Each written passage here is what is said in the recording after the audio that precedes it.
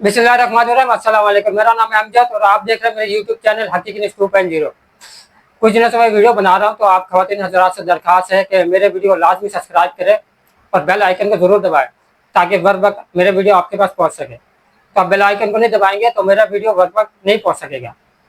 और आप मेरे वीडियो को लाजमी पूरा देखें ताकि आपको समझ में आए कि मैं क्या बोल रहा हूँ, क्योंकि जब पूरा वीडियो नहीं देखेंगे तो समझ में नहीं आएगा। अमेरिका और इसराइल और ईरान का जो मामला चल रहा है, क्योंकि काफ़ी टाइम से ये मामला चल रहा है कि इनका लड़ाई अक्सर होता रहता है, कभी इसका पाबंदी लग रहा है, कभी लड़ाई हो रही है। तो अभी जो कुछ दिन कल जो हमला किया था ईरान ने इसराइल के ऊपर, वो वजह यह था कि इसराइल को यह कहा जा रहा था कि आप लबनान के ऊपर हमला नहीं करेंगे, मगर वो फिर भी लबनान के ऊपर हमला किया जा रहा था। जिसकी वजह से कल रात को ईरान ने एक इजलास किया। इजलास में इन्होंने सोचा कि हमें भी जवाब देना पड़ेगा, तो उसके वजह से ईरान ने हमला किया। तो ईरान ने जो हमला किया, बैलिस्टिक मिसाइल से हमला किया। तकरीबन 10 बैलिस्टिक मिसाइल इसराइल के ऊपर दागा। उसमें तकरीबन काफ़ी नुकसान तो हुआ है, क्योंकि बम बम धमाके की आवाज़ आया, तो काफ़ी नुकसान हुआ है। बाकी ये पता नहीं चला कितना नुकसान हुआ है।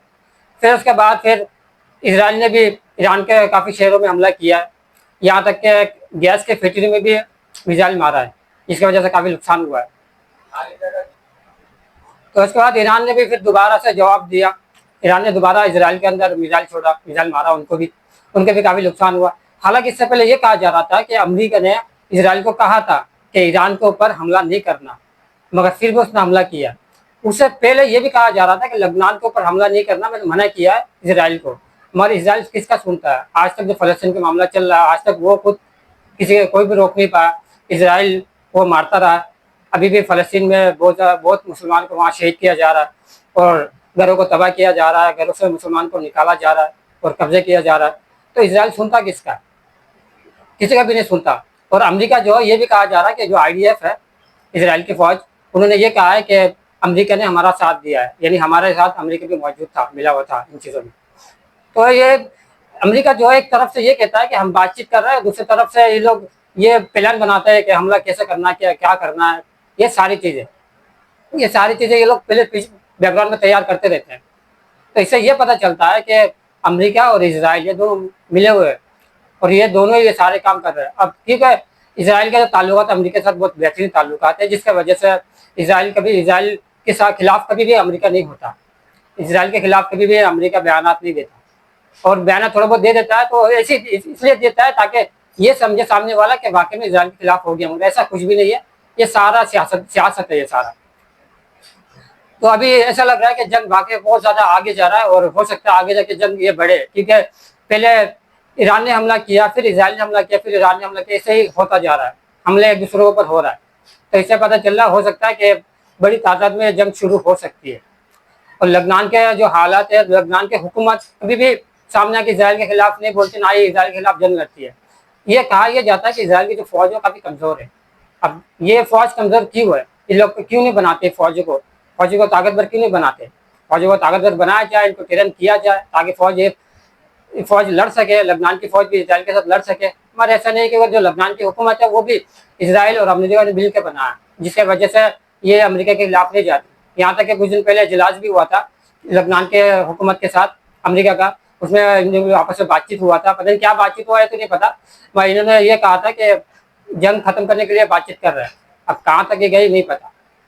पाकिस्तान का जो हालत चल रहा है, पाकिस्तान में इलेक्शन हो रहा है और इलेक्शन के टाइम में जाहिर सी बात है, मैंने पहले भी फेसबुक में मैंने ये बात कही थी पहले भी कि जो वहाँ पर इलेक्शन हो रहा है गिलगित में, वो लाजमी पीपल्स पार्टी जीतेगी, पीपल्स पार्टी मुस्लिम लीग नून। और बाकी में ऐसा ही हुआ, पीपल्स पार्टी पहले नंबर पर आई, दूसरे नंबर पर मुस्लिम लीग नून आई। तो देखा जाए तो वही हुकूमत बना रहे वहाँ पर। नवाज शरीफ को भी वहाँ पर भेजा गया ताकि वहाँ पर ये लोग वोट सही से मिल सके, मगर जाहिर की बात है धांधली हुई है और किसी की सीट किसी को दिया गया है, जिसकी वजह से ये पीपल्स पार्टी और मुस्लिम लीग नून इनको ज़्यादा सीटें मिली है। नहीं तो इन्होंने आज तक किया ही क्या है? इनको क्यों दिया गया इतना सारा सीट? क्योंकि तकरीबन कहा जा रहा है कि 9 या 10 सीट मिला है, हो सकता है इससे ज़्यादा भी मिला हो। और पीपल्स यानी मुस्लिम लीग नून उनको 6 के 6 कहा जा रहा है। तो अभी तक हो सकता है कि इनका गिना जो गया है, हो सकता है 7 ज़्यादा सीट हो गया हो। ठीक है, किसी को दिया जा रहा है, जो मैंने बताया वही बात है। और बाकी इन्हीं को हुकूमत वहाँ पर दिया जाएगा और इनको इस वजह दिया जा रहा है कि तो उनसे कोई काम निकलवाना है, जिसकी वजह से इनको सीट दिया जा रहा है। अब ये क्या क्या काम निकलवाना ये तो आगे पता चलेगा। बाकी जो कहा जा रहा है वो फिलहाल मैं आगे जाके अगली वीडियो में बताऊंगा कि इनको किस वजह से इनको सीट दिया गया। और बाकी जो आज़ाद कश्मीर में जो मामला चल रहा है वहाँ पर भी जाहिर सी बात है, वहाँ पर जो मामला चल रहा है वो बहुत ज़्यादा तकलीफ है, क्योंकि वहाँ पर काफ़ी सारे लोग शहीद हुए हैं और कुछ एहलकार भी शहीद हुए हैं। तो ये लड़ाई हो क्यों रही है? एहतजाज लोग कर रहे थे तो बातचीत करके मामला हल करना चाहिए। जाहिर सी बात है वो अवाम है, वो जाहिर सी किसी को खून खराबा तो नहीं करने जा रहे थे ना, तो इनके बातचीत करके मामला हल करना चाहिए। वहाँ की हुकूमत को, वफा की हुकूमत को देखना चाहिए कि इनके साथ बातचीत करके मामला हल करे। क्योंकि अब जो इतने सारे, ये भी कहा जा रहा है कि इतने सारे जो शहीद हुए हैं वहाँ पर, तो उनकी लाशें भी गायब किया जा रहा है। कहाँ तक के सच है ये तो नहीं पता, क्योंकि ये भी कहा जा रहा है कि जो अंधेरे में गोलियां चलाई है, यानी लाइटें बंद करके गोलियां चलाई है। अब ये बात कहाँ तक सच है ये तो बाद में पता चलेगा, क्योंकि वहाँ पर जो मीडिया को कन्विंस करने के लिए नहीं दिया गया, जिसकी वजह से हमें सही से मालूम नहीं चला। तो आगे आगे देखते हैं कि वहाँ पर क्या मामला चलता है।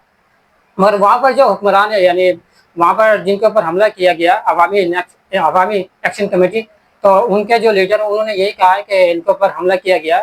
अब ये, और बाकी सिक्योरिटी फोर्स तो ये कह रही है कि भाई उनके ऊपर भी हमला हुआ है, इस वजह उसके ऊपर, उनके ऊपर, अवाम के ऊपर हमला किया गया। अब ये कहाँ तक सच है ये तो बाद में पता चलेगा। मैं आगे जाके आपको सारी खबरें दूंगा। तो आप मेरे वीडियो को लाजमी लाइक कीजिए, शेयर कीजिए और मेरे वीडियो को सब्सक्राइब लाजमी करें। खुदा हाफिज़।